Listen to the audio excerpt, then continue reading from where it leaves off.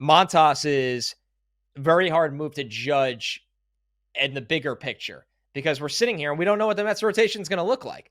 But if Montas is the number 4 or 5 and they're betting on fixing some things with him that Milwaukee started to fix after he left the Reds, which the Reds' history of pitching in recent years is dreadful, then you feel pretty good about it. And I have full faith in the Mets as an organization to figure out how to fill out the rest of this rotation because they've shown the willingness to do things like that. So it's so funny. I laugh at it myself as a Mets fan.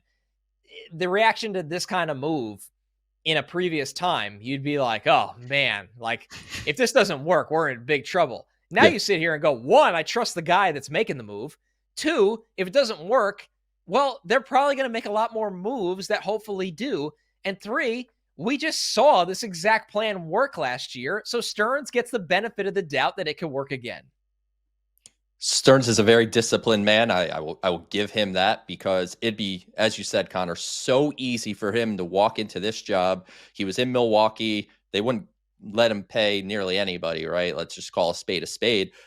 And Steve Cohen is basically like, whatever you want to do, man, we're fine. Like we can do it. So anything that crosses your mind, he has that discipline.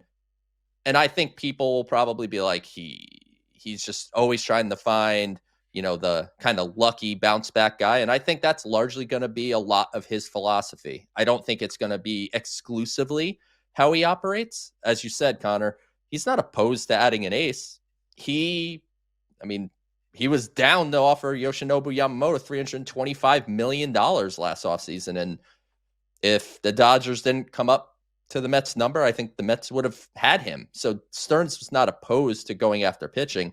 I think he is just very selective as far as the long-term deals. As you mentioned, these guys, unfortunately, with the way the baseball world works, they enter free agency and their age starts with a 3. And they've thrown a bunch of innings throughout their career, and now they're trying to cash in based on what they did. And the history of it is just so poor. Like it's so few and far between that these contracts work out that you could literally name them. That's how rare that it occurs. So I think Stearns, it's going to be his philosophy. I don't think he's going to stray from it all that frequently, though he will say, and he has said in press conferences, there's exceptions to every rule. Being steadfast is not a good way to be either.